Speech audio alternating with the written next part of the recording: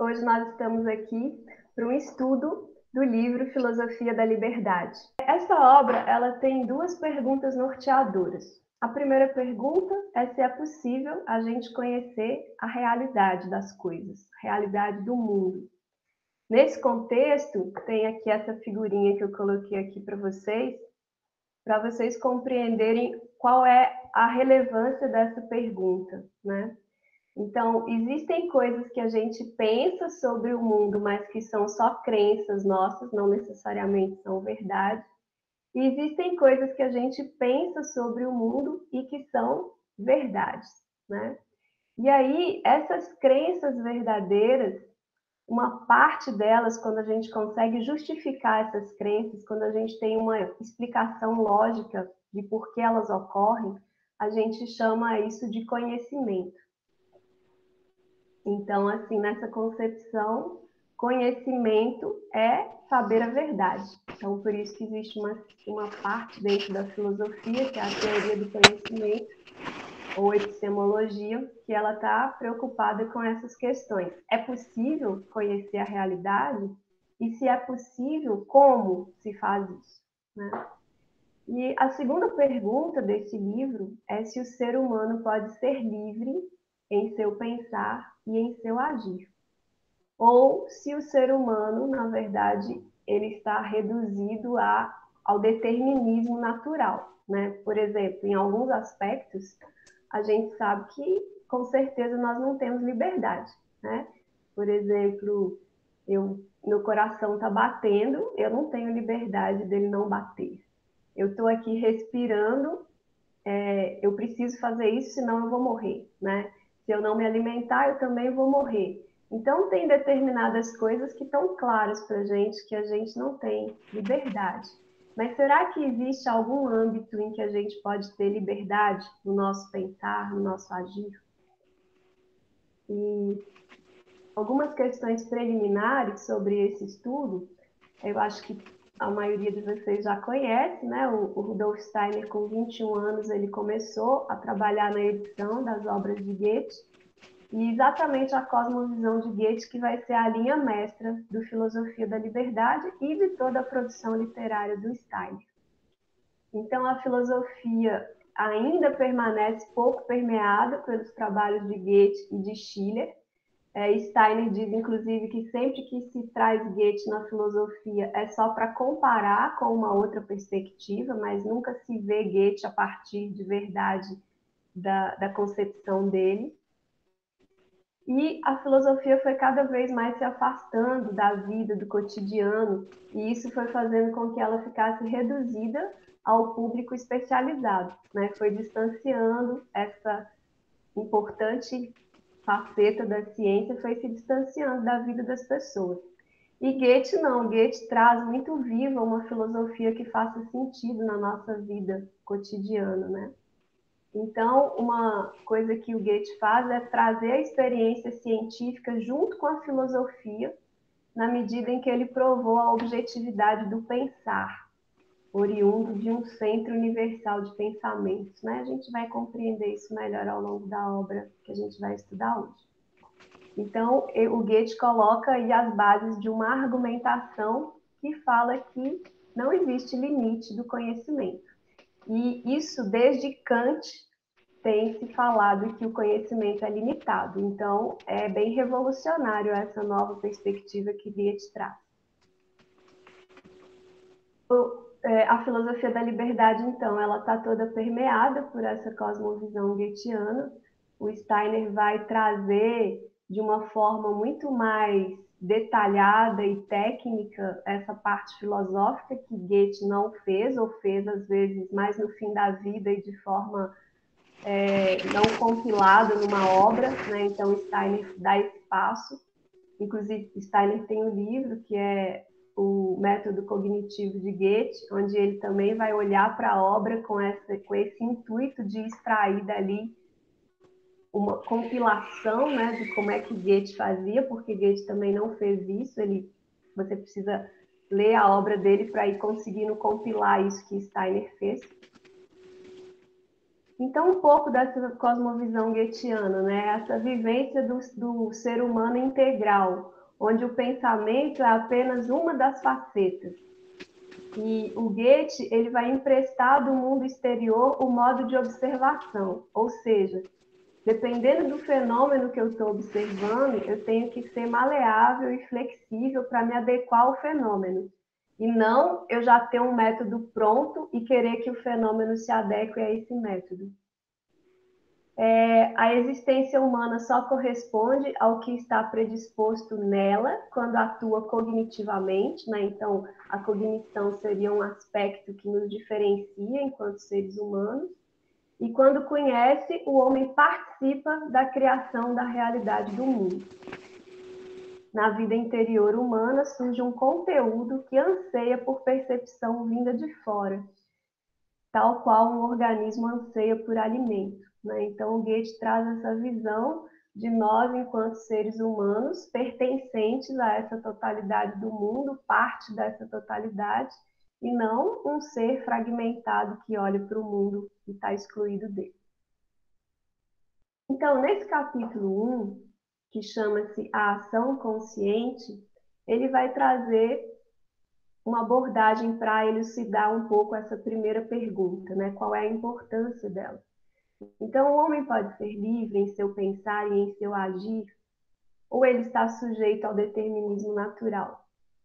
E a liberdade, ela é um bem mais precioso que nós temos enquanto humanidade, ou ela é só uma ilusão? Então, eu trago essa figurinha aqui para a gente entender essa concepção determinística, né? De que, na verdade, hoje a gente fala disso no âmbito da inteligência artificial. Será que, à medida que a gente conseguir ter todas as variáveis que influenciam no pensamento do ser humano, a gente já vai conseguir prever tudo que ele vai fazer, né? Então, essa concepção da figurinha é mostrando que, na verdade, o ser humano é como uma máquina e tudo já está determinado. E aqui eu trouxe um pequeno esquema de vários filósofos que já se debruçaram sobre esse tema da liberdade. Em alguns deles, o próprio Steiner traz nesse livro, né? A gente vai ver aqui ao longo da obra, outros não. Muito bem. Então, primeiro a gente vai entender qual é a argumentação das pessoas que falam contra a possibilidade do homem poder ser livre, né? Então, o Spinoza vai dizer, o Spinoza é a principal pessoa que trouxe isso, e o Steiner diz que o que foi falado depois são só derivações do que Spinoza já trouxe sobre a liberdade. Então, chama-se livre a coisa que existe e age apenas segundo uma causa ordenadora situada dentro dela própria. E aí, nesse caso, apenas Deus seria livre. Determinada a coisa que é obrigada a existir e atuar de maneira precisa. Determinada é a coisa que é obrigada a existir e atuar de maneira precisa e fixa por uma causa ordenadora fora dela, que no caso seria Deus. O movimento da pedra é determinado, ou seja, ele não é livre, porque ele tem a sua origem em uma causa externa. E assim seria para todas as demais coisas. Só que muitas vezes a gente só pensa que tem liberdade porque a gente não sabe quais são o que é que está determinando a nossa ação, né? Então, ele fala que esse exemplo da pedra pode ser aplicado a todos os demais organismos e alguns exemplos, né? A criança acredita que ela quer o leite livremente, mas na verdade ela quer o leite por questões orgânicas que a impelem a fazer isso. O jovem irado pensa que ele quer vingança, mas isso também não é livre, né? A pessoa com medo pensa que está fugindo com liberdade, mas também não é o caso. E nós não percebemos as causas que determinam a nossa vontade e por isso achamos que somos livres. Então, essa relação de causa e consequência, né? Essa causa já determinaria o que seria a nossa ação. E aí o Steiner vai dizer que o erro de Spinoza é que ele não considera que o homem pode ter consciência não apenas das suas ações, mas também das causas que o impelem a fazer alguma coisa. E quando ele passa a ter consciência dessas causas, isso abre uma perspectiva de pensamento filosófico que não foi tratado. É como se o Spinoza não tivesse percebido que pode ter uma diferença entre o homem que conhece a causa das suas ações e o homem que não conhece. Então, será que é válido equiparar a ação dos homens com consciência da causa de suas ações daquela, aliás, equiparar os homens conscientes da causa de suas ações, daquelas ações que ele não está consciente, né? Então, um exemplo, é possível dizer que tanto um guerreiro no campo de batalha quanto um pesquisador científico estão de igual para igual nessa questão de causa e consequência? Então, essas foram as argumentações contra, colocadas por Spinoza, e aqui eu vou trazer um diálogo para vocês de como é que Steiner e von Hartmann se colocariam. Então, von Hartmann diz: o querer humano depende de dois fatores, as causas motoras e o caráter, né? Então, as causas motoras são externas e o caráter é interno. Aí Steiner vai dizer: se considerarmos que diferentes pessoas transformam uma representação mental em causa motora de seu agir apenas quando seu caráter se deixa mover por tal representação, então o homem parece ser determinado primeiramente por fatores internos. Então, essa questão do como é que ele representa isso na mente dele, né? E isso, se isso é que está determinando, então seria causas internas. E aí von Hartmann diria: ainda que nós transformemos as representações mentais em motivos de ação, não o fazemos livremente, mas sim segundo as disposições do nosso caráter. E Steiner diz que aqui ele não considera a diferença entre as forças motrizes, que me influenciam apenas após serem permeadas por minha consciência, e aquelas que me determinam sem que eu tenha uma noção clara delas. E aqui, algumas pessoas que argumentaram a favor da liberdade vão estar dizendo que o homem é livre quando ele está exclusivamente sob o governo da sua razão e não sobre os instintos animalescos. Ou ser livre significa direcionar a sua vida e o seu agir conforme finalidades e decisões racionais. Mas aí o problema disso é que a razão também pode nos obrigar a fazer certas coisas, né? Ainda que a minha vontade não queira, eu vou me obrigar a fazer pela minha razão, porque a razão me compele a isso. Então, isso também não seria liberdade. Então, o que importa para Steiner não é se eu posso ou não realizar uma decisão, mas unicamente como é que essa decisão surge em mim. O que distingue o ser humano de todos os demais é a sua capacidade racional. Então, a conclusão aí desse capítulo 1 é que é óbvio que uma ação não pode ser livre se quem a executa não sabe das suas causas. Mas então, o que dizer das ações que as causas são conscientes? E por essa razão, vamos então nos dedicar a entender qual é a origem e a importância do pensar. Sem essa compreensão, não será possível conhecer qualquer coisa, né? Porque é o pensar que vai nos ajudar a determinar as consequências, as causas da nossa ação. Os sentimentos também são importantes, mas eles pressupõem o pensar. Então, por exemplo, quando surge em mim a compaixão, é porque a minha mente já formou a ideia de uma pessoa necessitada. Então, para Steiner, o pensar ele antecede o sentir. E aí a gente poderia falar assim, mas isso não é verdade, porque geralmente as pessoas que estão apaixonadas estão cegas, né? Mas aí o que o Steiner diz é que esse amor dá para ela a visão de algumas qualidades que o ser amado tem que as outras pessoas não veem. Então é dessa forma que ele responde a essa crítica, né? Ok, então deixa eu dar uma olhadinha aqui na carinha de vocês, porque eu estou aqui com a apresentação aberta. Alguém quer comentar alguma coisa até aí, colocar alguma observação? Eu quero. Cecília, tá me ouvindo? Estou ouvindo, fica à vontade, Júlio.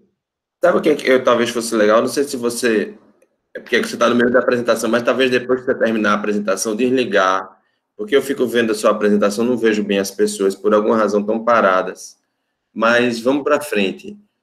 Nossa, teve muita coisa para falar que eu acho que é muito interessante, assim. Por exemplo, a questão de interno e externo, que ficou muito forte aí na apresentação, por exemplo, em Spinoza, se é de dentro, se é de fora. Por exemplo, eu acho que Steiner não vai dar ênfase a essa questão do interno e externo tanto, mas a questão da parte da percepção e da concepção, né? Então, a gente percebe algo como interno, a gente percebe algo como externo, composto de nossas percepções e nossas concepções. Então, o fato dele para dizer que essa é a polaridade fundamental e não a polaridade interno e externo, traz um diferencial.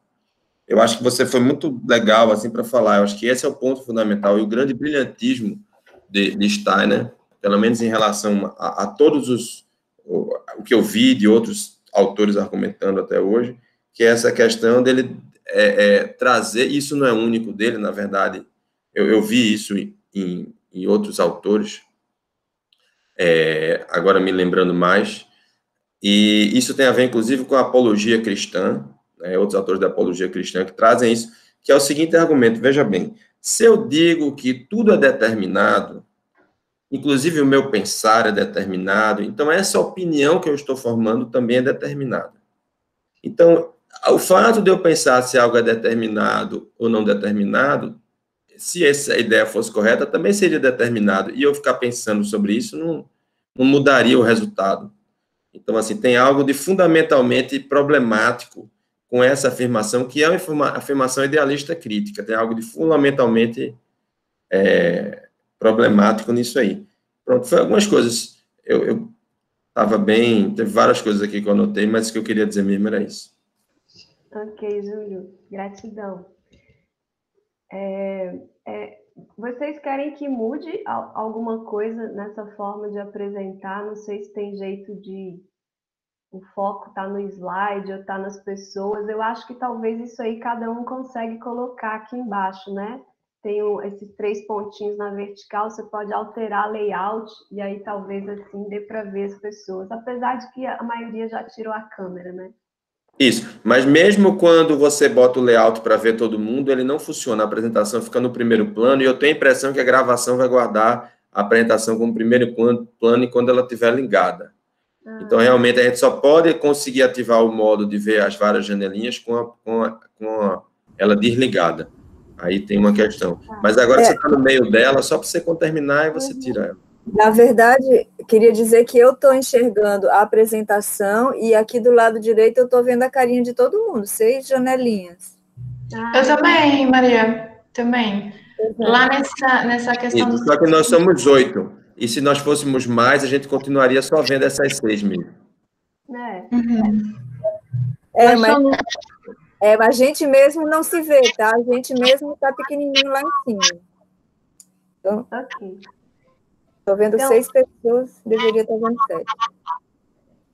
Eu vou continuar o capítulo 2, mas se vocês depois acharem que é melhor, em vez de ver a apresentação, olhar para mim falando, para mim, eu posso ficar aqui com a apresentação só me norteando, tá?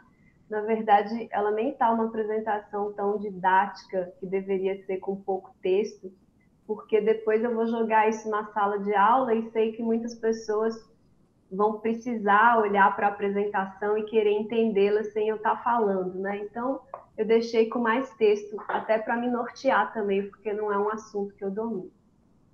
Eu queria só fazer um comentário, assim, que foi uma coisa que me chamou a atenção no primeiro capítulo eu vi, depois eu vi que isso se repetiu no segundo capítulo, né? Que ele começa de uma questão e aí sempre ele termina o capítulo transferindo o problema para uma outra questão. Né? Por exemplo, ele começa falando da liberdade da vontade, mas no final ele conclui que não dá para pensar a liberdade da vontade, a gente tem que primeiro pensar a liberdade do pensar. Né? E depois no segundo capítulo ele faz uma outra transferência também, que a gente, né? Não sei se vocês percebe, mas eu achei isso interessante. E eu acho que, assim, dentro do que o Júlio falou, não sei se eu entendi direito, mas, então, só para confirmar, o que o Steiner leva mais em consideração não é tanto a questão da causa ser interna ou externa, mas dela ser consciente ou inconsciente. Não é isso? Isso mesmo. Tá bom. Era isso, obrigada. Ok, então, no capítulo 2, que se chama O Impulso Fundamental para a Ciência, então começo com essa frase de Goethe, que ela é inspiradora. O ser humano não é um ser homogêneo. Sempre deseja mais do que o mundo lhe oferece. O ser humano parece ter nascido para o seu próprio descontentamento. Então, tudo que a gente observa no mundo, a gente está buscando uma explicação para isso, né? A gente quer sempre a explicação dos fatos.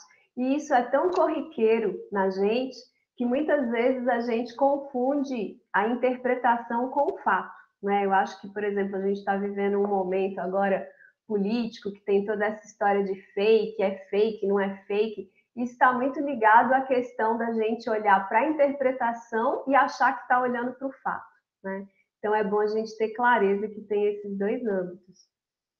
Então, tão logo a nossa consciência desperta, né, lá por volta dos 3 anos, Steiner traz bem isso, a gente começa a falar eu, que é esse despertar da consciência, ele automaticamente nos separa do mundo. Então, a gente começa a viver esse eu e o mundo, essa dualidade. E apesar dessa dualidade, a gente continua sentindo que nós pertencemos ao mundo, né? E a gente fica buscando uma forma de nos unir a esse mundo. E dentro dessa busca, o ser humano, então, instituiu as religiões, né? Que a gente está descontente com a aparência que esse mundo nos traz, a forma como ele nos apresenta, e a gente vai buscando, então, uma revelação maior que vá além dessas aparências a partir de Deus. Então, esse seria aí o objetivo das religiões. A arte também está buscando nos unir o nosso conteúdo interno dos sentimentos com o conteúdo externo que a gente está percebendo do mundo. E a ciência também está nessa busca, né? Ela vai fazer do conteúdo externo do mundo o próprio conteúdo do meu pensar. Então, tamanho é esse impulso que o ser humano sente de estar completando aquilo que ele vê fora.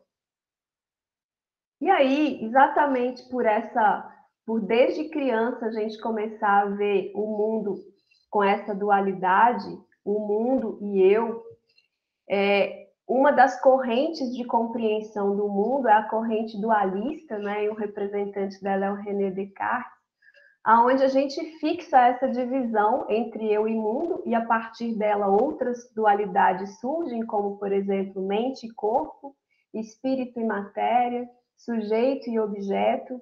E aí, esses dois mundos, eles são muito diferentes, eles são completamente diferentes um do outro. Então, um grande problema que o dualismo tem é de como é que esses dois mundos que são completamente diferentes em seus fundamentos, como é que eles podem se relacionar?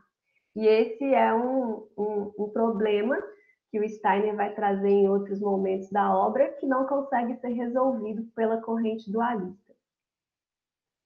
Então, essa necessidade de conciliar esses opostos é difícil, né? O Descartes, inclusive, fala da glândula pineal, que é nesse lugar que a mente vai se instalar, mas ele não consegue explicar como que ela pode fazer isso, havendo essas diferenças tão fortes entre essas duas substâncias. E a outra visão que existe é o monismo, né? Onde não existe esses aspectos duálicos. O que você tem é só um tipo, que ou é a matéria, né? E aí a visão monista materialista, que vai negar o espírito, mas ela vai fracassar porque ela quer explicar as coisas todas a partir da matéria. Então, para ela, o pensamento é simplesmente uma forma, né, da matéria, das glândulas do nosso cérebro excretar o pensamento, mas a gente não tem nada biologicamente que prove que isso acontece, né? Ninguém nunca conseguiu encontrar o pensamento. Então, ela carece aí de evidências empíricas, mas no nosso mundo hoje, no mundo acadêmico, é a visão mais corrente, é o monismo materialista. E aí a outra visão é o monismo espiritualista, que vai negar a matéria e vai dizer que é o espírito, que é tudo que existe seria espírito. E aí a visão mais extremada desse espiritualista é o idealismo absoluto, né? O Fichte é um representante dela, onde a imagem conceitual do mundo sem conteúdo da experiência, ou seja, o mundo é só imagem, só espiritual e não tem esse aspecto material. E aí tem uma outra corrente que ele não falou o nome, por isso que eu pus essa interrogação, não sei se alguém sabe o nome dela. Que vai não é atomismo? Ah, pode ser o atomismo, né? Acho que sim. Tá, obrigada. E aí, nessa corrente, a partícula menor que existe, ela já vem com essa dualidade, né? Então, mas de qualquer forma, fica a pergunta, né? Por que que o ente mais simples já se articula de maneira dual? E como é que isso é possível, essa unidade inseparável de duas coisas que são absolutamente diferentes, né? Então, só uma imagem para a gente, por exemplo, a água e o óleo. A gente não consegue que elas se juntem, porque elas são diferentes, uma já se separa da outra. E elas nem são tão diferentes assim. Imagina matéria e espírito, né? Então, essa é a outra corrente. Isso, e que, só um comentário, que é uma corrente muito frequente hoje em dia. Toda essa argumentação, por exemplo, quântica, que no fundamento da matéria você já encontra consciência, e a consciência escolhe a colaboração das possibilidades, de probabilidades, etc., está dentro, filosoficamente, dessa corrente. É interessante a gente identificar quais correntes dessas estão presentes no nosso ambiente, nas escolas com quem nós dialogamos, né? É bem interessante esse exercício. Claro que não de uma forma pura, mas com muitos elementos presentes. Júlio, não ficou claro, você está dizendo que esse visão quântica está dentro do atomismo ou do monismo, em geral? Do atomismo. Ah, tá. Do atomismo. É uma visão que pega emprestada a mecânica quântica e transfere, através da sua percepção, faz uma imagem do que estaria no fundamento da matéria e já atribui a consciência ali no fundamento da matéria. Entende? Não é exatamente o que a mecânica quântica faz. Eu estou me referindo a esse movimento espiritual moderno que se inspira na mecânica quântica como uma forma de imagem. É disso que eu estou falando, que é muito frequente hoje em dia, a gente ouve direto, inclusive nos nossos discursos.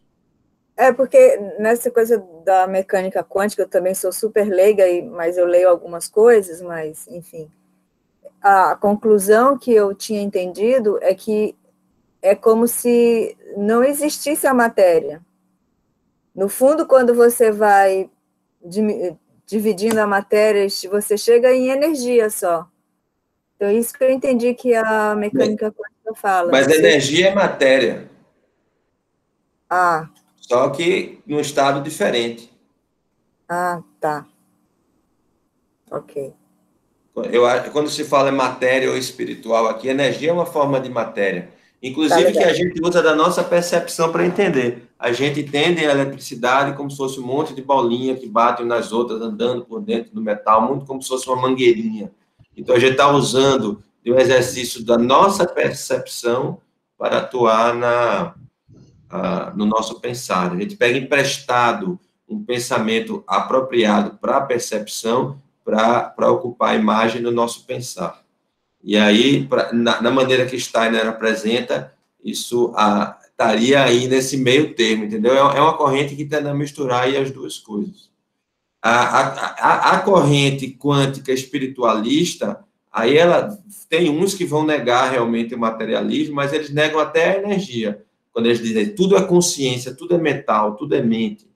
E mesmo a energia nada mais é do que uma expressão da consciência. Bem, aí a questão, assim, é uma certa liberdade poética, quando a gente quer usar a filosofia da liberdade para comentar as correntes atuais, né? Então acaba caindo num campo meio escorregadio, porque ninguém está puramente. Mas eu acho que é só interessante a gente se dar conta que todas essas correntes estão muito presentes no nosso ambiente. A gente não está procurando elas em coisas muito esquisitas e distantes, mas procurando elas dentro de nós, que parte de nós pensa assim. Porque tenha certeza que você vai achar um pouco em você de cada uma dessas correntes. Ô, Júlio, eu queria aproveitar a sua intervenção que você colocasse para a gente aonde que a obra do Steiner se situa dentro desse contexto. Eu sei que é o monismo, mas qual tipo de monismo? Eu acho que ele não classifica o monismo dele, não. Eu acho que depois, quando ele vai escolher uma classificação, ele vai dizer monismo talvez antroposófico. Mas no Filosofia da Liberdade, ele ele se propõe a resgatar o monismo. E ele vai falar das deturpações do monismo. Eu entendo um pouco assim. Ele está defendendo o monismo que ele considera correto, né? E essas tentativas de monismo que escolhe um lado só, na verdade, para ele, é o feito o Barão de Munchausen, que quer se segurar no ar pelas próprias botas, assim, que filosoficamente eles só são dualistas que escolheram um lado só da coisa, assim. É como eu entendo ele nesse livro, mas depois ele não segue para diferenciar o monismo dele, não. Ele passa a usar o termo antroposofia. Uhum. Mas, por exemplo, se o monismo dele não é nem espiritualista, nem materialista, nem o atomista, o que sobra, né? Estou tentando encontrar esse conceito. Vamos para frente, eu vou dar uma olhadinha aqui no PDF, ver se eu consigo achar como ele fala. Porque é muito interessante voltar nas palavras dele, porque elas são muito precisas. Então, por exemplo, tem coisinhas que ele não fala desse jeito, ele fala desse outro jeito. Então, talvez ele não tenha classificado, mas a gente possa achar um verbo por ali. Deixa eu dar uma olhadinha aqui no PDF. Tá, mas assim, se você quiser fazer isso outra hora também, tranquilo. A gente troca depois isso no Zap. Não, tranquilo. Então, voltando aqui para a apresentação, deixa eu ver. Eu acho que está tá no Júlio, né? Deixa eu tirar aqui. Fixei em Júlio, agora voltando para a apresentação. Então, voltando. Bom, aí com esse momento que a gente começa a se separar do mundo, né? Lá por volta dos 3 anos de idade, o dualismo vai achar que o eu é o mundo interno, é completamente alheio à natureza e fica procurando em vão fazer esse acoplamento. E aí o Steiner vai dizer que a gente só vai poder achar a natureza externa conhecendo-a em nós. Nós temos de chegar a um ponto onde podemos constatar: aqui não sou mais apenas eu. Aqui existe algo que transcende esse eu, né? E que busca me conectar com o mundo. E aí uma pista, né? Isso tem a ver com o pensar. Então, no capítulo 3, ele vai então trazer o pensar, né? Porque essa ponte que nos conecta com o mundo tem a ver com esse âmbito do pensar. E aí ele vai dizer que quando a gente percebe o mundo, existem 2 momentos aí. O primeiro momento que a gente chama de percepção, que é quando a gente observa, né? É um momento de passividade. Você está ali observando o objeto e as fases do desenvolvimento desse ser que você está observando. E tem um outro momento que não acontece ao mesmo tempo, que é o momento do pensar, que esse sim é um momento ativo, onde a gente faz os conceitos e estabelece relações entre conceitos e relações entre as fases daquele ser que foi observado. E aí é bom a gente lembrar que o que o Steiner está chamando de pensar não é, por exemplo, eu estou aqui e começa a vir imagens na minha cabeça. Isso é uma questão passiva. O que ele está chamando de pensar é o pensar ativo, onde a gente elabora ativamente as ideias, né? Então, ele depende de um ato da vontade. E aí a gente está sempre sendo, a partir de uma observação, impelido a buscar o complemento conceitual para aquilo que está sendo observado. Então, enquanto que nos livros de filosofia tem várias antíteses que são bem clássicas, né? Essa do eu-mundo, o sujeito e objeto, a ideia e a realidade, a aparência e a coisa em si, que a gente vai entender um pouco melhor. Espírito e corpo, Steiner está dizendo que tem uma antítese que não se fala, mas que é a antítese mais fundamental de todas, que é a observação e o pensar. Porque ou eu observo ou eu penso, né? Não é possível fazer as duas coisas ao mesmo tempo. Então, para ele, essa antítese é a fundamental, porque o atuar filosófico vai pressupor o pensar e o objeto, ele só nos é acessível pela observação. Então, eu preciso acoplar essas duas coisas. Primeiro, eu observo, depois eu penso sobre aquilo que eu observo, e aí tem uma terceira etapa, que ele vai chamar de estado de exceção, que é onde eu observo o meu próprio pensar. E é um estado de exceção, porque a gente não faz isso sem um treinamento, né? Quem treina bastante a gente para fazer isso é a meditação, onde você está ali, por exemplo, observando o seu corpo, as sensações do seu corpo, e você começa a perceber que tem alguém que observa aquilo que está sendo pensado, né? Então, isso é uma qualidade que ele diz que todas as pessoas com boa vontade poderiam alcançar, né, esse estado de exceção. E a gente esquece do pensar, porque a partir do momento que o objeto se coloca na nossa frente, a gente volta toda a nossa atenção para ele, e por isso a nossa atenção não se desloca para o nosso próprio pensar, né? A gente só faz isso com vontade mesmo que isso aconteça. E aí ele vai dizer que o sentimento tem a ver com o subjetivo, com o nosso mundo interno. E isso é diferente do pensar, que é objetivo e que tem a ver com o mundo externo. E isso é uma novidade também que Steiner traz, porque vocês vão ver daqui a pouco que, para a maioria das correntes filosóficas, o pensar ele é subjetivo, porque ele acontece dentro de nós. E aí, por isso, a gente não pode confiar muito nele, porque ele é subjetivo. Mas aí o Steiner traz aqui até esses exemplos para a gente observar como é que na nossa própria linguagem a gente reconhece que não é assim. Por exemplo, eu digo, isto é uma mesa. Eu não digo, eu penso sobre uma mesa, porque é objetivo, isso é uma mesa. Agora, quando eu vou falar dos meus sentimentos, aí eu explicito, eu gosto dessa mesa, eu não gosto dessa mesa. Então, a nossa própria linguagem já traduz essa questão de que o sentimento é subjetivo e o pensar é objetivo. Então, geralmente a gente não observa o nosso pensar porque ele tem a sua origem na nossa própria atividade pensante. Então, a gente, quando pensa, a gente não olha para o pensar que a gente mesmo produz, mas a gente olha para aquilo que a gente não produz, que é o objeto. E aí ele, inclusive, traz uma comparação com uma parte da Bíblia, né, que vai dizer que Deus olhou tudo o que fizera e viu que era muito bom. Ou seja, para observar o pensar primeiro tem que existir, né? Só depois que Deus pôde observar o que ele engendrou no pensar dele e criou no mundo. Então, exatamente porque eu mesmo engendro o pensar, ele é transparente para mim. E a conexão entre os conceitos me é dada pelo conteúdo dos meus pensamentos. Por isso, o pensar é um firme ponto de apoio para a compreensão e a explicação das coisas. Então, a partir do momento que eu vou formando conceitos, esses próprios conceitos vão se articulando dentro do meu pensar de uma forma que é transparente. Eu consigo fazer logicamente explicar por que esses conceitos se concatenam, né? Por isso que ele chama de transparente. E esse firme ponto de apoio, né? Isso é muito importante, e o próprio René Descartes, ele tem essa frase que ficou muito famosa, né? Penso, logo existo.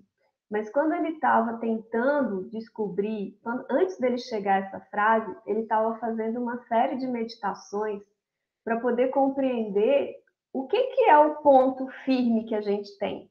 Porque a partir do momento que eu começo a desconfiar da minha percepção, né, e ele fala assim, o Descartes vai dizer Se eu estou sonhando e penso que aquilo é real, e quando eu acordo é que eu percebo que era um sonho, então se eu já me enganei uma vez, eu posso me enganar sempre. O que é que eu tenho como base que seja realmente firme e que daquilo eu possa partir para algo que eu possa confiar? E aí essa base que ele chega é o penso, logo existo, porque ele consegue perceber que se existe alguém que pensa, então existe um eu que pensa. E isso é uma verdade que ninguém tira, né? E aí por isso que esse pensar é tão basilar. Então, o terceiro passo seria esse estado de exceção, onde eu observo o pensar, para que no quarto passo eu possa pensar o pensar, né? E aí eu posso fazer conceituações, compreender como é que foi que esse pensar se articulou. Aí ele vai trazer que o Schelling, né, traz uma frase importante, que compreender a natureza significa criar a natureza. Então, antes que a gente possa imitar a natureza, a gente precisa compreendê-la. E a gente só pode compreendê-la a partir da nossa cognição, que precisa juntar o objeto externo com esse conceito que é formado através do meu pensar. E o pensar é diferente de todo o resto, porque no pensar a gente cria ele antes de conhecê-lo. E todas as outras coisas é o contrário, né? Você primeiro pensa sobre elas e depois você cria. E já no caso do pensar, ele já é criado automaticamente, sem a gente ter pensado sobre ele antes. É ao contrário, né? Eu primeiro tenho que pensar para depois eu poder pensar sobre esse pensar. Então ele diz que através do pensar a gente tem o devir do mundo, né? Porque é a partir do pensar que a gente está elaborando o que vai ser futuramente criado. A gente passa a ser co-criador do mundo também a partir do nosso pensar. Muito bem. Então, aqui algumas frases de fechamento desse raciocínio. Que no pensar nós temos um princípio que vai subsistir por si só. E um exemplo que ele dá para relacionar a importância disso é quando Arquimedes descobriu a alavanca, né? Que ele fala, dê-me um ponto de apoio e uma alavanca e eu moverei o mundo. Então, o pensar seria esse firme ponto de apoio, onde a gente vai se basear para todas as outras, responder aquelas perguntas que a gente se propôs. Cecília, posso? Pode, claro. Rapidinho. Eu queria integrar ali o que você falou do capítulo 2, perguntou do monismo, e agora com o estado de exceção. Acho que tem uma coisa para mim que muito forte dessa obra, é que acho que a gente tenta entender ela intelectualmente, né? Eu acho que ela é um convite para a gente vivê-la. Então, eu só queria trazer rapidinho do monismo. Para mim, ele está falando de uma integração do espírito com a matéria. Esse é o monismo que o Steiner está nos convidando na filosofia da liberdade. A gente nasceu, pelo fato de nascer, a gente se separou da natureza, do universo. Estávamos em outro lugar e nos separamos aqui. E a meta como ser humano é a gente se integrar novamente. O monismo está nessa integração, então, eu me integrar com a matéria, o espírito e a matéria se integrarem, né? Então, acho que é um ponto e aí ele fala 3 âmbitos para a gente chegar nisso, ele fala no capítulo 2, que é pela ciência, pela religião e pela arte. Só que não ciência, religião e arte do ponto de vista que a gente está acostumado, tem representação mental sobre isso, né? Mas a obra Filosofia da Liberdade é um caminho para você se integrar com espírito e matéria pela ciência. E aí eu vejo que o estado de exceção, ele é um ponto fundamental da obra, porque é a partir desse lugar que eu desenvolvo essa vivência, onde eu percebo as minhas representações mentais que me separam do mundo. E eu posso, a partir desse estado de exceção, começar a fazer esse trabalho de integração, porque eu reconheço as minhas crenças, reconheço os meus sentimentos, reconheço as minhas vontades, que a gente vai ver isso depois, mas eu me coloco numa outra posição onde eu consigo me ver diferente. Então, esse pensar que atualiza a própria imagem de si mesmo. Hoje eu me vejo de um jeito, o estado de exceção pode me ajudar a cada momento me ver de uma nova maneira. E esse enriquecimento que eu construo de representações mentais sobre mim mesmo, eu tenho uma imagem distorcida de mim, né? Então, a partir do momento que a cada vez eu consigo me olhar de um novo ponto de vista, eu me atualizo da minha biografia, me atualizo do que eu estou pensando, eu atualizo o que eu estou pensando sobre tal objeto, sobre tal pessoa. Eu vejo a Cecília hoje, eu construo uma imagem dela. A próxima vez eu posso estar falando com a imagem que eu tenho da Cecília e não mais com a Cecília. Então, assim, o estado de exceção é um convite para a gente desenvolver esse enriquecimento que esse é o pensar, né?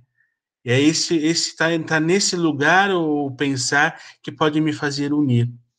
Então, eu queria só fazer essa ligação que eu acho que ela é bem importante e ela é bem às vezes é uma idealização que eu posso querer de estar nesse lugar, mas é uma prática, como você citou em um determinado momento, que eu preciso me convidar a diariamente, nas pequenas coisas, me ajudar a me auto-observar e observar o mundo, né?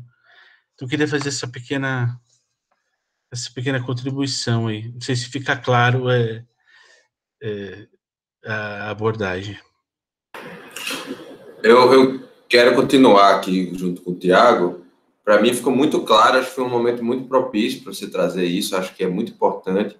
Justamente, quando eu tentei falar para filósofos de Steiner, eles entendem Steiner equivocadamente como racionalista. Não, mas isso é racionalismo, né? Então, há uma distinção também entre Hegel, que vai apostar, e Steiner comenta isso no livro, né, no pensamento, e ele quer dar essa diferença, que ele não está apostando no pensamento, mas no pensar, né? E ele vai falando dessa região de alma que a gente entra. Então, é um caminho de você trilhar esse caminho da liberdade, do pensar, né, no desenvolvimento de si mesmo, desses vários eus que vão surgindo e dessas várias camadas que vão caindo ao longo da vida, do processo de desenvolvimento. E ele vai dizer que o ser humano geralmente não é livre, mas ele pode ser se ele caminhar, ou ela, nessa direção de desenvolvimento. Eu acho que essa questão de que a filosofia da liberdade está apontando um caminho e não dando a resposta, ele não pode ser entendido só externamente, mas ele vai colocar-se no caminho. Então, ele aponta o caminho, a gente começar a olhar as coisas e olhar entre percepção e concepção. E a gente vai olhar para a gente como percepção e concepção, vai olhar para fora como percepção e concepção, e você começa, peraí, onde é que está o dentro? O fora e o dentro tem um conceito. E aí vai. Então, assim, daquela pergunta, Cecília, qual é o monismo de Steiner? Para classificar o monismo de Steiner, eu diria que ele é um monismo não dualista. É o melhor termo que a gente chegou no Ocidente e até agora é o não dualista. Não é à toa que Steiner não se dá esse nome, não, porque é difícil. Então, ele vai procurar, né, alguma coisa, como ele falou, dessa integração. E o último ponto, mas sem dúvida, da vivência, da experiência. E o último ponto que eu queria comentar aqui é essa questão do caminho da religião. O que é o caminho? Eu acho que você falou muito bem do caminho do pensar, do caminho da ciência, que é o caminho de a gente perceber, né, o pensar, viver o conteúdo do mundo do nosso próprio pensar. Falou bem da questão da arte, né, essa busca de complementação do mundo através do que é propriamente meu, né? E a da religião é a busca da vivência da revelação, percebe? Há uma revelação que a pessoa tem em grande conta, porque está na fundação da civilização ocidental, porque está na fundação do budismo, sei lá por quê, e a pessoa quer viver na vida, ser aquilo, como São Francisco e tantos outros que procuraram viver a vida tal qual a vida do Cristo, etc. Então, o caminho da religião é você ter essa gramática de uma tradição, né? Porque as revelações, elas são gramáticas de vida e de enriquecimento, e a pessoa se dedicar a viver aquilo, né? Ser um ente vivo daquilo, como no budismo, ser um iluminado na Terra, caminhar aquele caminho que o Buda caminhou, ou caminhar aquele caminho que Santa Teresa d'Ávila caminhou, ser um santo vivo, um grande santo vivo, etc. Então, só para fazer jus ao caminho religioso, assim, embora sejamos, e acredito a maior parte de nós aqui, muito mais do caminho científico, né? E pode procurar viver o conteúdo do mundo no nosso pensar. Agora a gente falou então da importância do pensar, e agora o capítulo 4 é o mundo como percepção. E aí, para a gente compreender isso, a gente tem que entender o seguinte. Tem uma corrente que vai dizer que aquilo que a gente vê, a imagem que a gente forma no nosso cérebro, né, como a gente percebe o mundo, depende do objeto que está sendo visto. Então, eu até coloquei essa foto aí do mundo, e lá no olho da pessoa, o mundo sendo refletido, né? Para a gente poder ter essa visão do que diz o pessoal que é do objetivismo, né? O objetivismo vai dizer assim, olha, o fenômeno é determinado pelo objeto. Então, se eu estou vendo uma mesa, é porque eu estou vendo a mesa de fato. Então, para a maioria das pessoas, talvez o lugar filosófico seja o realismo ingênuo. Acreditar que tudo aquilo que eu estou vendo, de fato, é da forma como eu estou vendo. Mas aí o que aconteceu? Quando a ciência começa a compreender melhor a fisiologia, a gente sabe, por exemplo, que os cães escutam sons em comprimento de onda que o nosso ouvido não escuta. A gente sabe também que as flores têm cores que o nosso olho não vê. A gente sabe que se a gente não tivesse ouvidos, né, a gente não conseguiria ouvir nada dos sons. Então, o mundo para a gente seria mudo, né? Tem pessoas que não enxergam determinadas cores. Ou seja, esses dados estão falando para a gente que a nossa percepção do mundo depende do sujeito, depende desse organismo que está percebendo. Então, essa outra vertente, esse outro extremo é o subjetivismo, que vai dizer que o fenômeno é determinado pelo sujeito e não pelo objeto. O fenômeno é aquilo que a gente percebe, né? E aí, então, essa corrente objetivista dá origem ao realismo ingênuo, que acredita que a percepção que a gente tem do mundo é igual à realidade, e a corrente subjetivista vai dar origem ao idealismo crítico, que vai dizer que a percepção difere da realidade. E aí, com isso, a partir de Kant, ele traz esse idealismo crítico e traz aí a diferença entre o fenômeno e a coisa em si, né? O fenômeno é aquilo que pode ser percebido pelo sujeito, e a coisa em si seria o como é que essa coisa realmente é, mas que, por causa das nossas limitações fisiológicas, a gente não consegue acessar a coisa como ela de fato é. Então, isso é importante para entender, né, onde é que está esse problema aí do mundo como percepção. E aí, inclusive, uma abordagem que o Berkeley traz é que, enquanto os objetos não são percebidos por alguém, eles não têm existência alguma, só tem existência lá na mente de Deus, né? Então, isso seria um extremo aí do que esse idealismo crítico nos leva a pensar sobre o mundo e a nossa percepção. Aí aqui eu coloquei essa figurinha para vocês olharem um pouco. E vocês provavelmente devem ter notado que ela está se movendo, mas ela não está se movendo.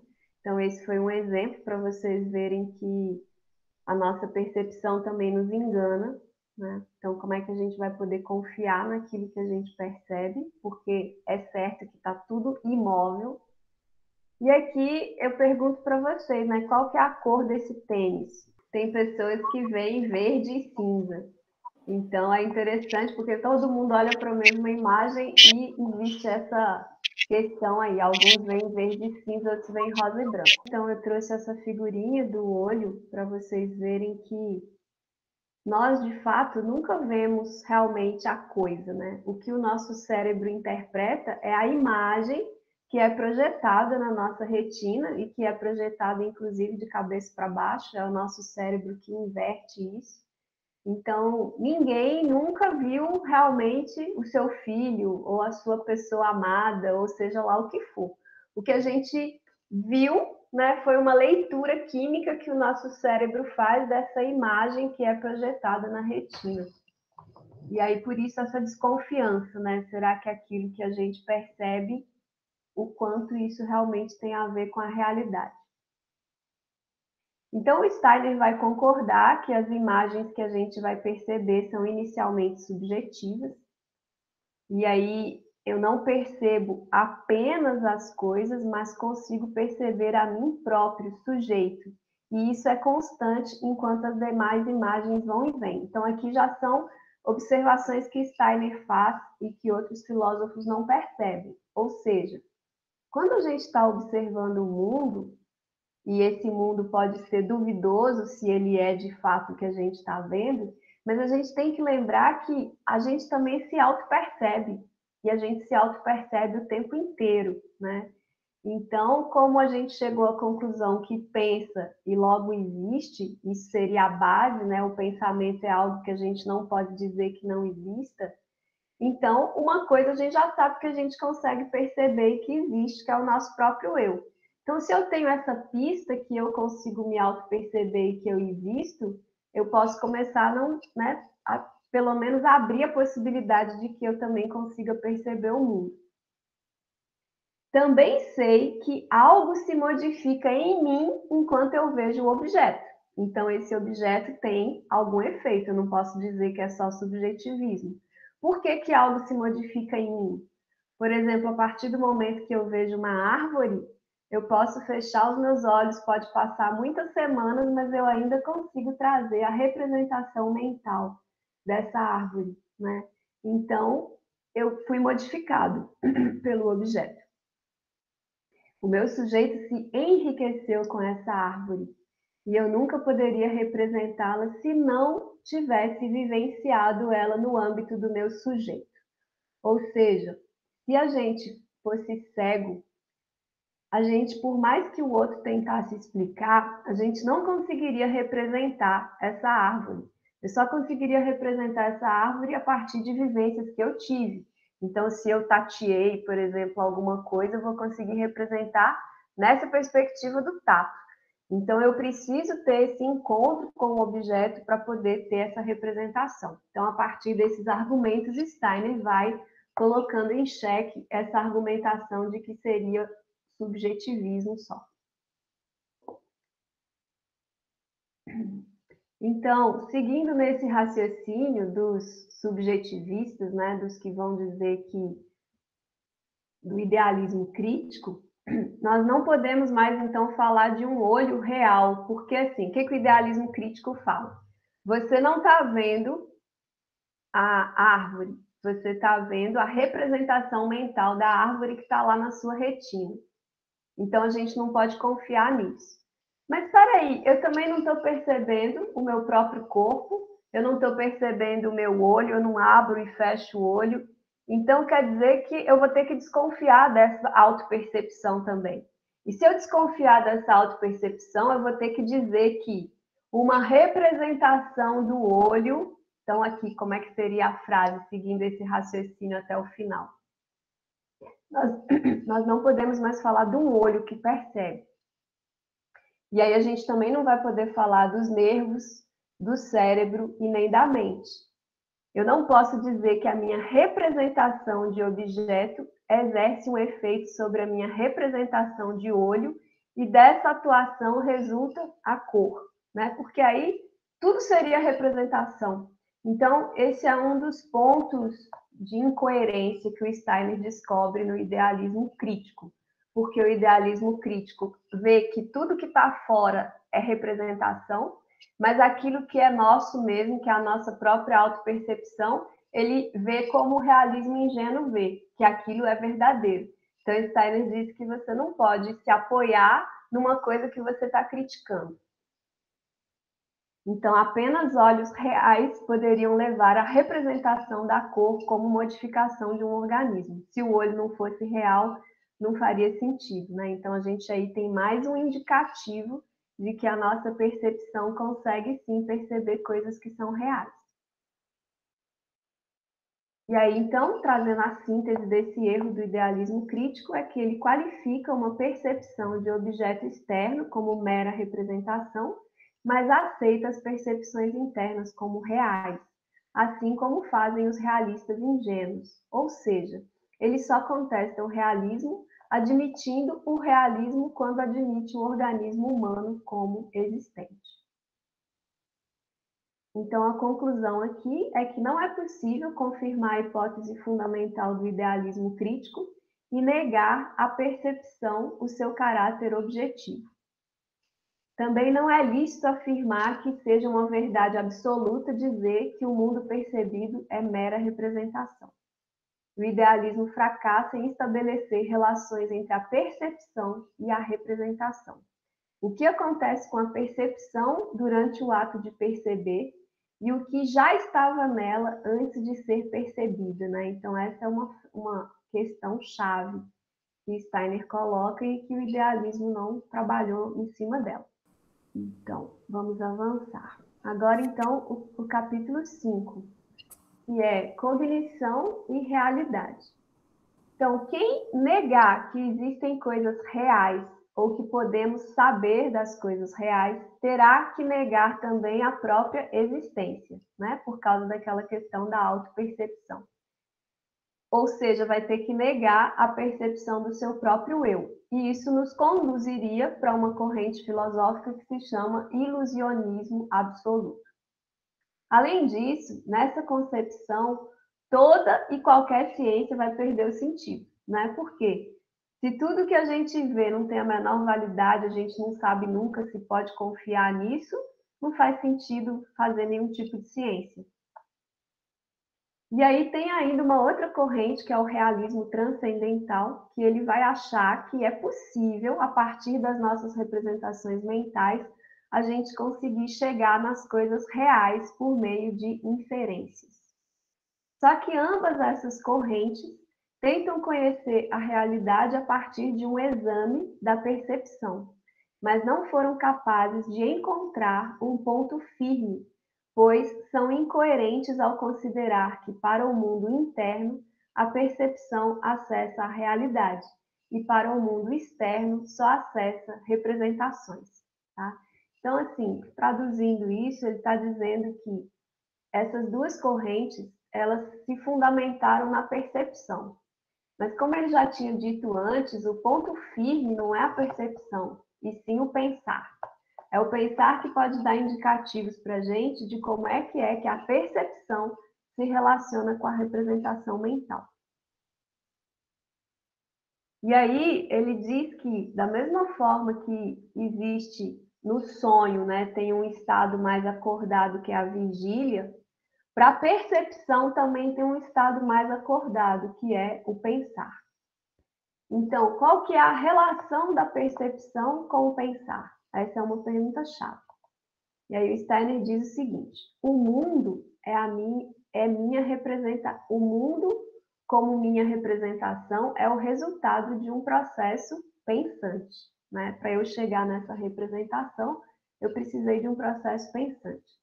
Se meu pensar não é aplicável ao mundo, esse resultado é um equívoco. Né? Então, por exemplo, quando a gente começa a ver as coisas, a gente vê uma árvore que está longe e pode pensar que ela é uma árvore pequena. Mas aí, a partir do momento que a minha percepção vai ganhando experiência, o meu pensar consegue descobrir que, não, agora eu estou vendo uma árvore pequena, mas ela não é pequena. Na verdade, ela está longe. porque as nossas próprias experiências vão dando para a gente subsídio para a gente saber se aquilo, né, através do nosso pensar, se aquilo é coerente ou não com o que a gente experiencia. Então, o meu pensar, ele pode me levar a perceber os meus equívocos, né, que, por exemplo, a gente viu que a nossa percepção, ela nos engana às vezes, mas a partir do pensar a gente consegue perceber onde é que estão os equívocos. É porque isso me lembrou a história do Kaspar Hauser. Que, né, como ele tinha tido todo aquele desenvolvimento estranho, diferente, né? Assim que ele saiu lá do lugar, que ele começou a aprender o mundo, ele conta depois que ele não tinha, quando ele olhava uma janela, ele tinha a sensação de que era um quadro na parede. Essa questão da perspectiva, ele não tinha alcançado, porque essa percepção da perspectiva, ela tem uma relação com essa coisa do pensar, de um pensar desenvolvido, que ele não tinha. Né? Ele tinha como que a observação pura.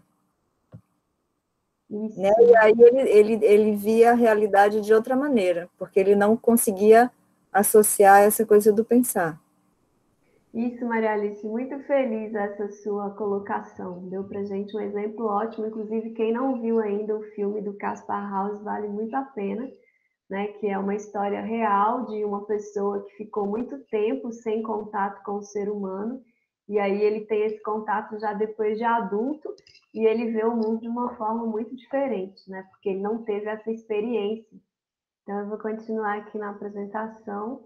Agora a gente, então, está no capítulo 5, onde a gente está dizendo que, através do pensar, a gente consegue corrigir aquilo que a nossa percepção pode ter se enganado, né? Isso é uma ideia do Steiner.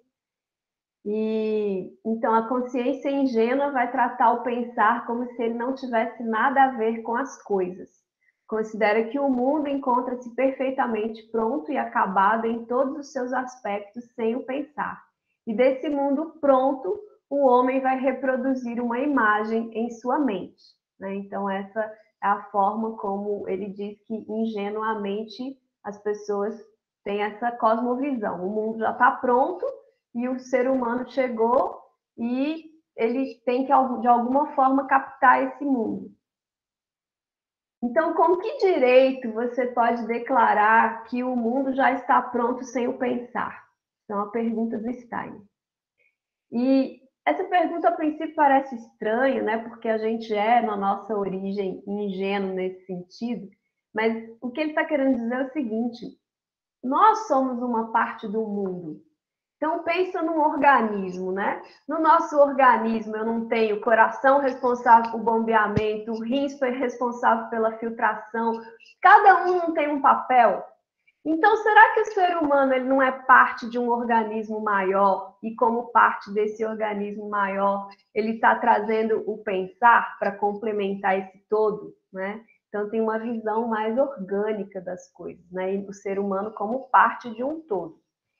Então, ele fala o seguinte: será que o mundo não leva o pensar, a existência na cabeça do homem, com a mesma necessidade como produz a flor na planta?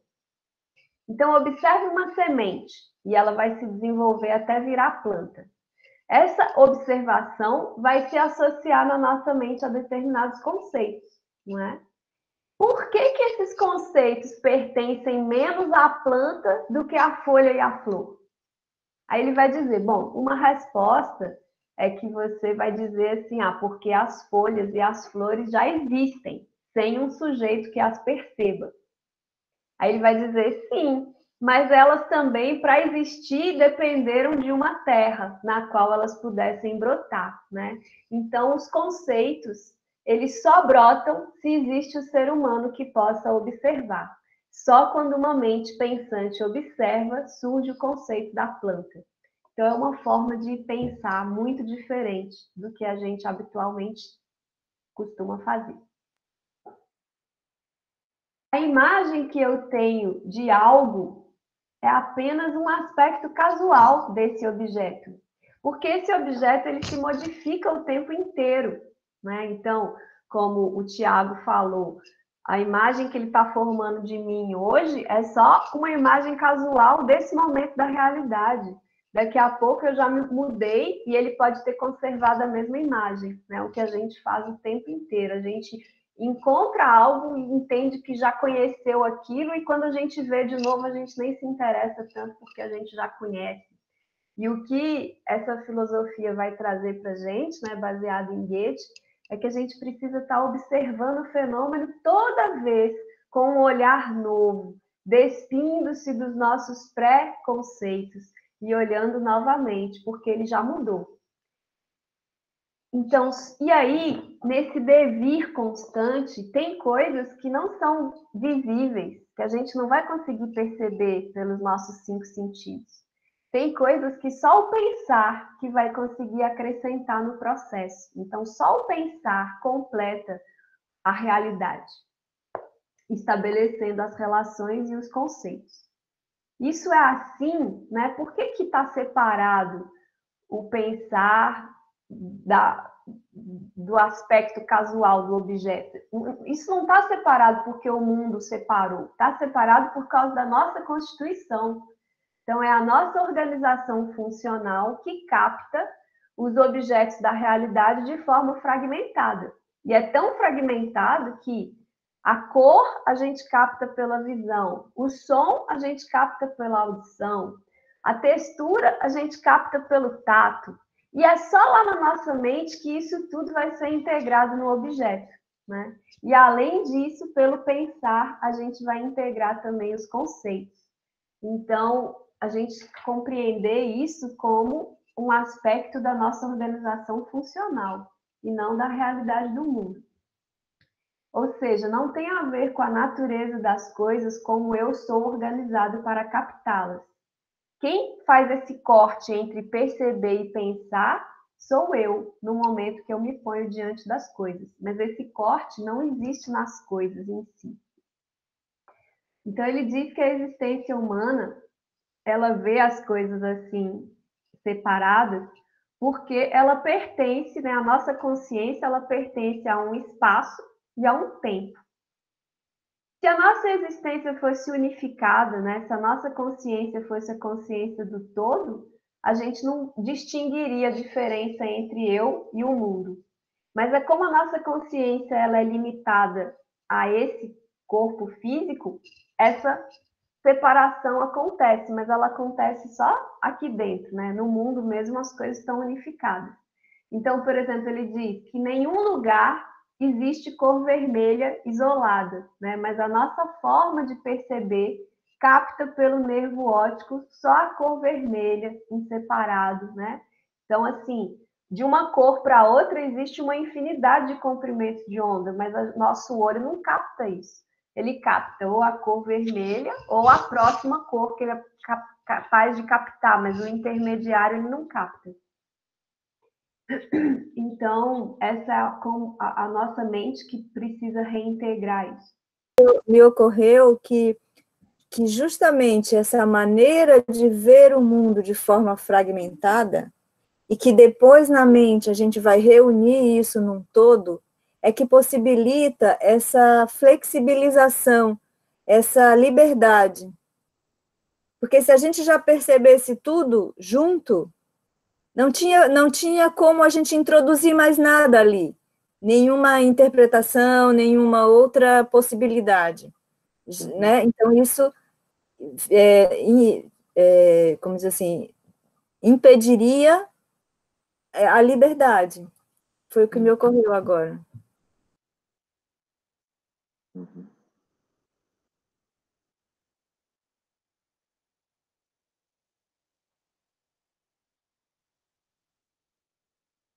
Pode falar, Júlio. Você falou assim, desde aquele exemplo, que é assim,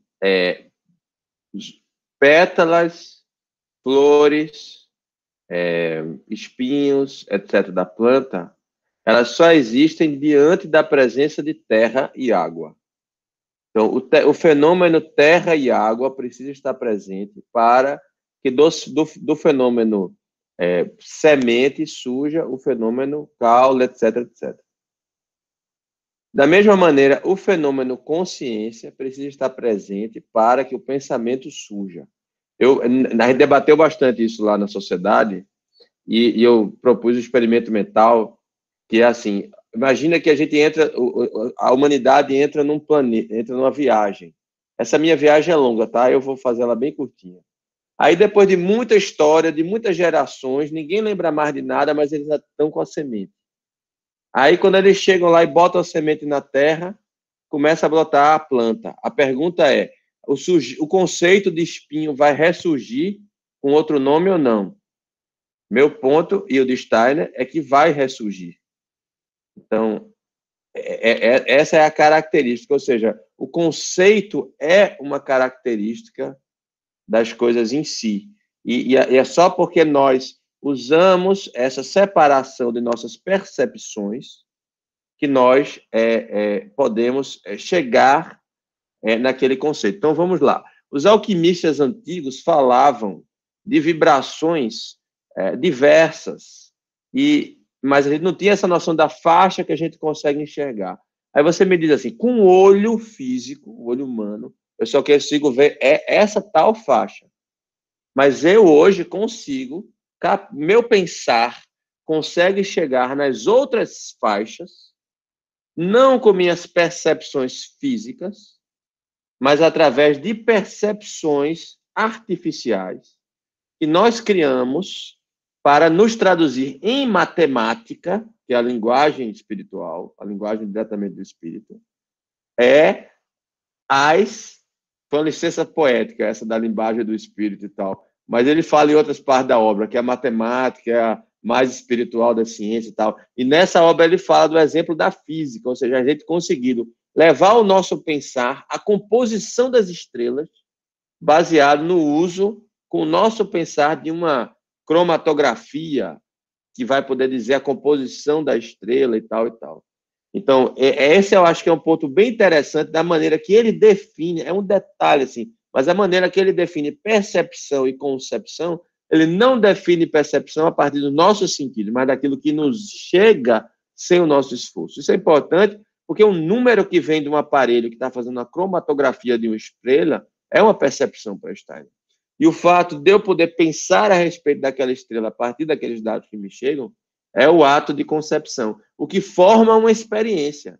Então, é possível que um cientista que se refinou do seu desenvolvimento, do seu pensar, olhe para um número numa tela e se empolgue, porque o pensar dele consegue ir naquela estrela e entender que aquilo está acontecendo uma coisa muito louca, que para outras pessoas aquilo não significa nada, mas para ele aquilo ativa o pensar, o sentir, é uma experiência única. Ele diz assim, eu assisti o explodir de uma supernova e tal, no entusiasmo, a alma dele estava ali, mas ele captou aquilo só sobre a percepção. Como a gente se empolga com o goetheanismo e busca uma outra saída que não a coisa do idealismo crítico. Então, todo o movimento fenomenológico que se inspira no goetheanismo acaba indo mais para Goethe, ou seja, pensando muito os sentidos físicos, e perde um pouco esse lado de Steiner, que ainda vai chegar no futuro, ainda não chegou.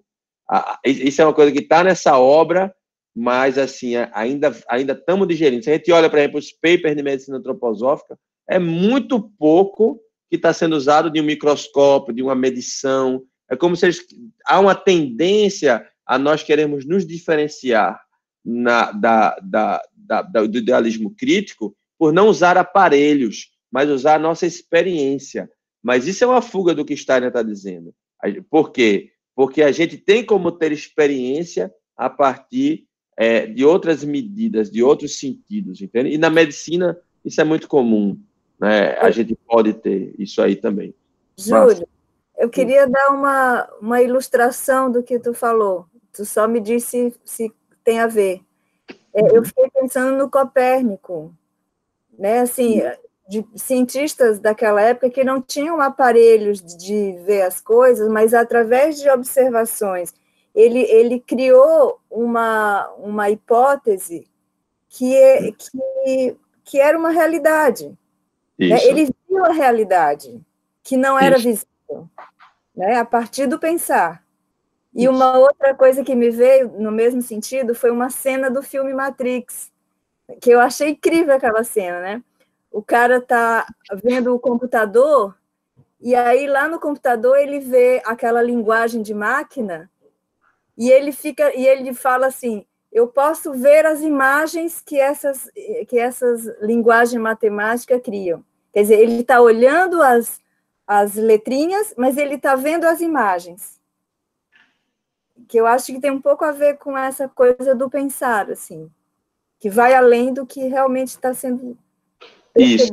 Assim. Isso, sem dúvida, sem dúvida. Outra coisa que eu queria dizer é assim, a gente tem o pensar, o sentir e o querer como instâncias diferentes, e aqui o sentir está mais ligado ao caráter e o pensar está mais ligado à liberdade, mas nós temos o sentir dentro do próprio pensar. Então, o próprio pensar, ele tem o seu pensar, seu sentir e seu querer. E aí é um processo de refinamento que a gente passa nesse caminho, que é assim, no início o meu sentimento está muito atrelado ao que o outro me disse, ou deixou de dizer, o que fulano falou, o que fulano disse, o que fulano disse. E à medida que o caminho vai se desenvolvendo, meu sentir passa a ficar mais ligado ao pensar. Eu acho uma ideia linda, acho uma ideia incrível, uma coisa matemática que para outras pessoas pode ser uma coisa assim, que não ativa o sentir delas. Para elas é puro frio, racional. Para mim é uma coisa, fecha uma gestalt, sabe? E aí eu me lembro da biografia de Steiner, quando na biografia de Steiner, a primeira vez que eu conheci a felicidade, ele fala de uma experiência dele com a geometria, de ter aquela experiência, daquela conclusão, daquele problema que você viu e agora vai fazer realizar aquilo ali e tal. Então, tem isso. Então, tem esse sentir dentro, como uma coisa que fosse, de alguma forma, sei lá, um holograma, que você tem, só como metáfora, tá? O holograma, só de que cada pedacinho você vai tendo aquilo mais e mais e mais, e mais refinado, e mais refinado. Pensar, o sentir, o querer é uma chave fenomenológica, trina. Do mesmo jeito que já essa chave fenomenológica do enxofre, do sal e do mercúrio, qualquer fenômeno que eu for olhar, eu vou achar esses três. Então, quando eu olho para o pensar e tento compreender o pensar a partir do processo trino, eu vou achar também no pensar, o sentir e o querer.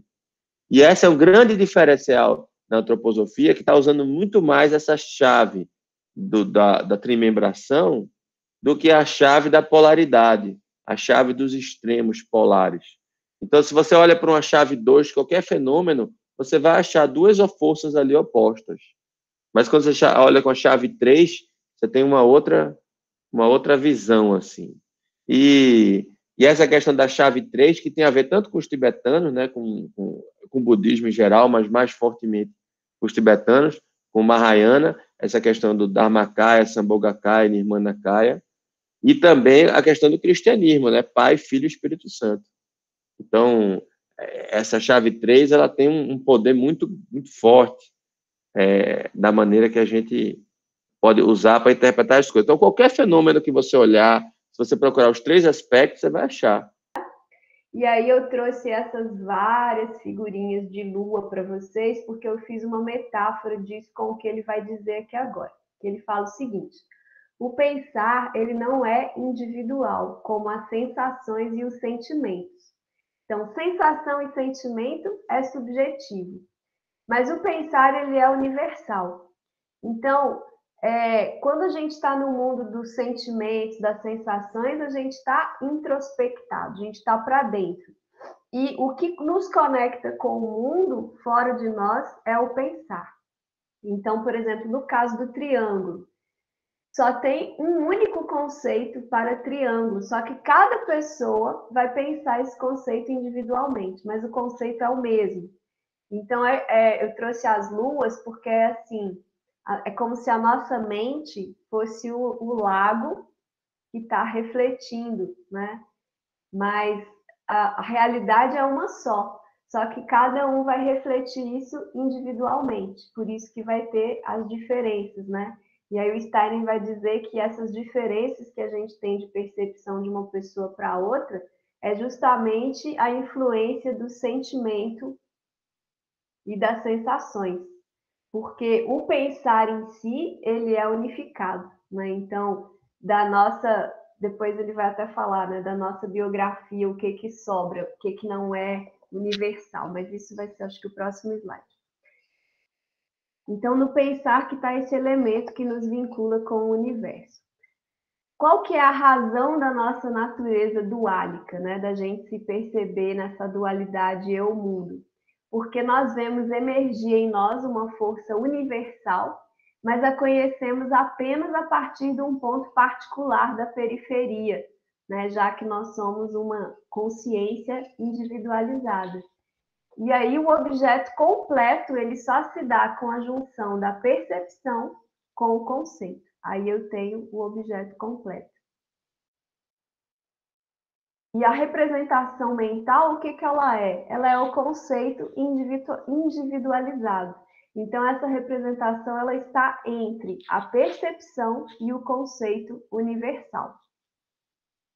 E aí, você vai ter experiências cada vez mais ricas se você tem um número maior de conceitos individualizados, né? Então, acho interessante isso, até pensando na pedagogia Waldorf, que as crianças têm uma série de experiências, né? Para poder fazer com que esse mundo conceitual dela se torne muito mais rico em experiência. E aí ele traz assim, uma pessoa sem faculdade de intuição conceitual, ela não é capaz de adquirir experiência, porque ela vai perdendo os objetos que vão aparecendo para ela devido à falta de conceitos que permita a ela estruturá-los, né? Então, ela tem a experiência, mas ela não consegue significar essa experiência. E já uma pessoa que tem uma capacidade de pensar bem desenvolvida, mas com baixa capacidade perceptiva, ela também não vai se tornar experiente, porque os seus conceitos vão carecer de vivacidade. E aqui eu acho bem interessante trazer o exemplo de Goethe, porque enquanto que no nosso sistema atual a filosofia, a ciência e a arte estão separadas, talvez esse seja o grande problema nosso, o Goethe ele propõe uma filosofia baseada no empirismo, né? E também a arte está no meio desse processo. Então, é essa forma de tornar os conceitos mais vivos. E aí eu até coloquei aqui entre parênteses, né? Quando a gente percebe que a realidade nos é revelada por meio da percepção e do conceito, a gente percebe que é importante juntar a ciência com filosofia, né? A ciência que está ali preocupada com o que eu estou percebendo, né? E vou sistematizar tudo, vou medir o objeto, etc. E a filosofia que vai estar refletindo sobre, né? Que vai estar usando o pensar. E aí a nossa natureza duálica, então, tem esse sentir, onde a gente se retrai no nosso mundo, e o pensar, onde a gente participa do universo. E aí, esse sentir também sendo importante, né, para essa compreensão do todo. Então, essa junção ciência, filosofia e arte faz sentido aí nesse contexto, onde a gente consegue juntar o mundo de dentro com o mundo de fora através da arte. E uma verdadeira individualidade, segundo Steiner, será aquela que, com os seus sentimentos, se elevará o máximo possível à região das ideias. Cada pessoa relaciona sentimentos com suas percepções. Eis o fator individual de nossa personalidade particular, né? Ele diz que é isso que sobra. No final, é o que cada um experienciou, né? Qual foi a sua experiência? Como é que você ligou isso com esses conceitos, que são mais gerais, mas que você conseguiu vivenciar? E aí o sentimento é o meio pelo qual o conceito obtém a vida concreta. E aí, se você tem uma vida de sentimento, mas sem pensamento, você perde o seu vínculo com o mundo, né? Você vai ficar ali muito no seu mundo interno e o mundo externo vai se tornando desinteressante para você. E isso até me trouxe a imagem da pessoa deprimida, né? A pessoa deprimida, ela fica tanto tempo olhando para o mundo interno, para o que aconteceu, para os sentimentos e tal, que ela perde o vínculo com o mundo externo. E aí ela passa a ficar apática. E aí a gente chega, então, no último capítulo, que vai ser um capítulo mais curtinho, então vou pedir para vocês guardarem as intervenções aqui, para a gente conseguir fechar o tema. Aqui, então, ele vai trazer que essa concepção que ele apresentou, a gente pode colocá-la dentro do monismo, pois ela vai tratar a dualidade apenas como resultado da nossa organização, né? A dualidade não tem nada a ver com a realidade em si, ela tem a ver só com a nossa organização. E o ato cognitivo é que vai superar essa dualidade, porque ele vai permitir a gente recompor o objeto total com base na percepção e no conceito que foi elaborado pelo pensar. E aí, dentro desse contexto, Steiner diz que não faz nenhum sentido falar de limite de cognição. Por quê? Porque cognição é um ato humano. Então, como assim limite? Isso só acontece dentro da perspectiva humana. Não dá para a gente comparar isso com outra coisa. Então, ele não é um assunto do mundo em geral. Cognição é um assunto do mundo humano. E as coisas em si, elas não exigem explicação. Quem está buscando explicação é justamente o ser humano, né? Então, a gente precisa olhar isso nesse contexto. E se eu é que estou fazendo perguntas sobre o mundo, elas surgem a partir de mim, então as respostas também vão surgir. Muitas vezes elas não surgem imediatamente, e aí ele vai dizer que isso é porque as perguntas não estão transparentes o suficiente, ou porque a gente está olhando para as coisas a partir de um determinado ponto de vista, onde a gente não consegue perceber todos os fatores necessários para responder aquela pergunta que foi feita. Mas com o tempo, a gente vai conseguindo superar isso e responder as perguntas.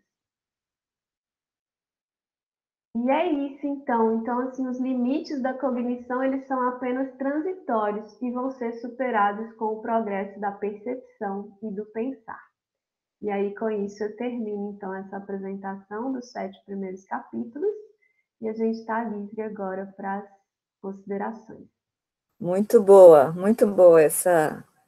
esse todo que você trouxe, né? E para mim, assim, a última coisa que eu pensei, assim, nesse final, foi essa conclusão, assim, de que, de fato, a contribuição do ser humano para a criação é o pensar, né? Já que somos parte da natureza, a parte que a gente contribui é justamente esse pensar que é a consciência do mundo, né? Isso foi o que me veio agora como imagem final, assim. E com essa imagem, Maria Alice, eu trago que muitas vezes a gente diz que o que o ser humano é para o mundo. E às vezes a gente traz a imagem do ser humano como o câncer do mundo, né? Porque ele se reproduz exacerbadamente, ele joga os seus dejetos e intoxica o mundo, assim como uma célula cancerosa faz. Mas talvez a gente só vai para essa condição de câncer quando a gente não está fazendo uso daquela condição que seria o que nós, como ser humano, podemos de fato contribuir, que é a partir do pensar. E saber as causas e consequências das coisas, e aí poder ter, sim, liberdade de fazer de outra forma. E aí vem toda a importância do processo educacional. Como o Steiner fala, eu acho que é no Conhecimento dos Mundos Superiores, eu acho, que ele diz assim, que a gente é um crime que cada indivíduo não queira desenvolver esse aspecto do ser humano que é o pensar, né? É tipo assim, você veio aqui para isso, digamos assim, né? Então, se você não faz isso, você não prejudica só você prejudica todo mundo. Nossa, eu me senti de alma lavada com essa apresentação. Achei muito bom, é uma coisa que eu queria ter visto já há muito tempo. Fico feliz de nós termos chegado até aqui. Ela só foi possível por causa desse caminho todinho que a gente fez. Né? A gente houve a possibilidade de você fazer uma explanação tão sucinta, porque houve um caminho longo. E essa metodologia de estudo que foi desenvolvida aqui foi perfeita para o assunto, para tudo. E o fato de você estar com tudo gravado e ter esses comentários. Nossa, está muito lindo o trabalho, muito mesmo, muito mesmo. Parabéns. Parabéns. Bom, queridos, então agradeço muito. Até a próxima, com os próximos 7 capítulos.